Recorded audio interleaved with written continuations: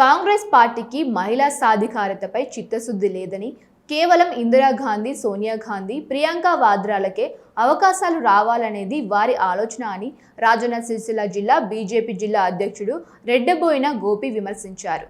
ఈ సందర్భంగా మాట్లాడుతూ దేశవ్యాప్తంగా మహిళలు 33% రిజర్వేషన్ల కోసం 1000 కళ్ళతో ఎదురుచూస్తుంటే పార్లమెంట్లో ప్రతిపక్షాలు ఈ బిల్లుపై వ్యవహరించిన తీరు అత్యంత శోచనీయమని మండిపడ్డారు. ఈ బిల్లు పట్ల మహిళలు పండగ వాతావరణంలో ఉంటే ఆ ఉత్సాహంపై విపక్షాలు నీళ్లు చల్లాయని ఆయన ధ్వజమెత్తారు. నారీ శక్తివందన్ అధినియం ఏదైతే బిల్లును 16వ తారీఖు నాడు పార్లమెంట్లో ప్రవేశపెట్టినందుకు గాను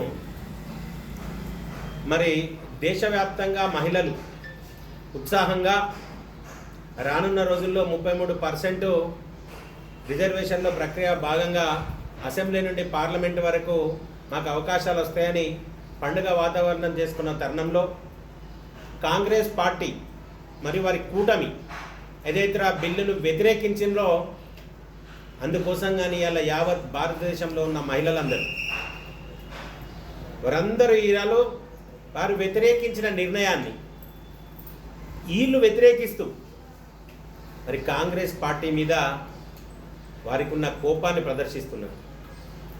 ఎప్పటి నుండో వేచి చూస్తున్న ఈ బిల్లు, ఎప్పటి నుండో వేచి చూస్తున్న ఈ అవకాశాలు, కాంగ్రెస్ పార్టీ వారికి రిజర్వేషన్లతో సంబంధం లేదు, మహిళలకు రిజర్వేషన్ కావాలన్న ఆలోచనలో వాళ్ళు లేరు. వారు ఒకటే కుటుంబానికి సంబంధించి అయితే ఇందిరాగాంధీకి అవకాశం రావాలా, లేకపోతే సోనియా గాంధీకి అవకాశం రావాలా, లేకపోతే ప్రియాంక గాంధీకి అవకాశం రావాలన్న ఒక ఆలోచనలో ఉన్నారు తప్ప దేశంలో ఉన్న మహిళలందరికీ అవకాశాలు రావాలి, వారందరూ అభ్యున్నతిలో ముందుకు సాగాల అన్న లక్ష్యంతో కాంగ్రెస్ పార్టీ లేదు. దానికి కాంగ్రెస్ పార్టీ పూర్తి వ్యతిరేకం అని చెప్పి ఈరోజు మొన్ననే పార్లమెంట్లో తెలిసింది. మరి దానికి ఇవాళ మహిళలు తీసుకునే నిర్ణయానికి వాళ్ళు తీసుకునే నిర్ణయానికి వీళ్ళు ఆ బాధను ఏదైతే ఆ వ్యతిరేకాన్ని వీళ్ళు అనుభవించడానికి సిద్ధంగా ఉండాలని చెప్పి కోరుతున్నాం. మరి ఇక్కడ ఉన్న శాసనసభ్యుడు ఆయనకు సంబంధించిన పార్టీకి ఒక్క ఎంపీ కూడా పార్లమెంట్లో లేడు. అయినా కానీ ఈ బిల్లు వ్యతిరేకించిన వర్గాలలో ఈ బీఆర్ఎస్ పార్టీ ఒకటి.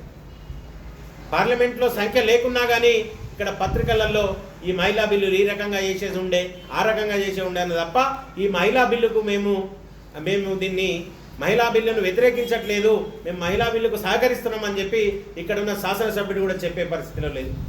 మరి ఇక్కడ ఎవరైతే కాంగ్రెస్ పార్టీ ప్రతినిధి ఉన్నాడు ఆది శ్రీనివాస్ గారు, ఈ బిల్లుకు సరైన సంఖ్యాబలం లేదని కూడా ఎన్డీఏ పక్షాలు బిల్లును ప్రవేశపెట్టినాయని చెప్తున్నాడు.